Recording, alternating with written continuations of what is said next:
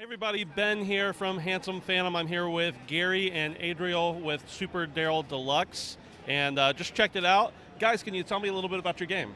Yeah, absolutely. So Super Daryl Deluxe is we're calling it a 2D RPG-vania, kind of a combination between RPG and Metroidvania. You play as Daryl Whitelaw, you show up at this high school in this post-apocalyptic world. It's a really run-down high school, kind of dark, dreary. All the classrooms are closed down. Sounds like my high school. Yeah, exactly. Yeah. I mean, we're trying to get the most realistic high school experience possible. Yeah. So we have students going missing. No one's seen the principal. Right. Like the chef hasn't cooked lunch in like 3 weeks. It's Yeah. So Daryl kind of gets roped into all this really weird, shenanigan-y, lighthearted stuff with other students. Yeah. But it leads him to break into one of the classrooms, and he finds out that it's another dimension, like this huge open world dimension that's based on that classroom subject. So, all the classrooms are like that. You have these giant history worlds and literature worlds and all that stuff. Right. And you just got to kind of figure out, why are students going missing? Who's the principal? What's with these classrooms? Yeah. That's kind of what the game's all about. Cool. Yeah. And you can obviously see those themes throughout the levels and everything, but one of the biggest gameplay elements that I noticed that was kind of distinct from a lot of other games is the way you choose your skills and the way you use your skills and everything. You talk about your influence for that and then how that works throughout the game. Yeah, sure. So, I try to take a lot of inspiration from a lot of different games, a lot of different play styles. And one thing that I've always had in mind from the start is I want the game to be very accessible to a lot of different play styles, I don't want it to be only hack and slash. I don't want it to be only brawler and stuff like that, And one of my big inspirations was a game called The World Ends With You that I played years and years and years ago, and I really liked their crazy kind of mix and match combat. So I was like, why don't we adopt that ourselves and just create, we have like 46 different abilities that are all just super wacky and weird. And you have like shooting stuff, you have strategic stuff. You can like throw bear traps down and then shoot rubber duckies at the people that are trapped. Shark Yeah. is my favorite. Yeah. You can surf on a shark. That's excellent. Yeah.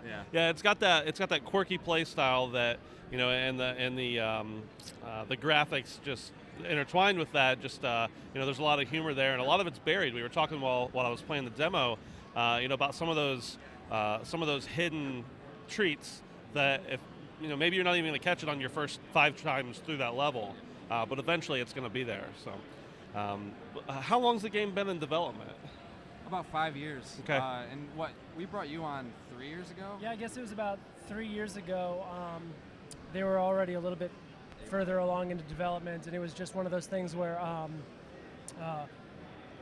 I was so impressed with all the stuff that just Dan and Gary were doing by themselves. Yeah. They hadn't found music yet, they hadn't found a composer yet, and like we really connected on all those little elements of humor, similar experiences, and the way we were raised on video games and things like that. And it's just like the humor in the gameplay was one of those things that brought the music in. That was a really great partnership. And so I feel like those elements work well together. And I think there's a difference there too, that the music you can hear in the game is it adds a much more serious tone to the game and makes it feel more weighty. While at the same time, the gameplay and the graphics are giving it that fun.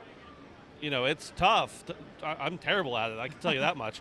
But I'm not good at any games. That's fine. But it's the lighthearted play and the serious. This matters music kind of. Well, it's funny you mentioned that because you got a chance to really experience that in this demo. But like, one of the things that we had so much fun doing was sitting around just making ourselves laugh so much. Yeah. Because there's such a wide range of levels. Such a wide range of tones for the entire game, and so the music ends up being all over the place. We have like a whole like bizarro Rocky theme. We have like some like sort of like Tron-ish Stranger Things vibes. We have some like straight up metal. Nice. We have like a whole harpsichord piece, and it's just like we really liked. Of course, I really enjoyed this, but I really appreciated that they were so on board with it. Gary and I would just spend like phone calls laughing. We just made sure that we really made some of them super serious. Yeah. To really create that contrast between like the most ridiculous possible music for a given level. And Right.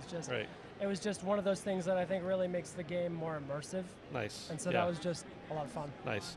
So, Super Daryl Deluxe, when can we see, when are we thinking of release? Spring next year. Spring, okay. Yeah. So we don't have a month locked down or anything yet, but I think pretty soon we'll have something Okay. out there. Yeah. Thanks, guys. Really appreciated it. Super Daryl Deluxe here at PSX 2017. Thanks. Thanks.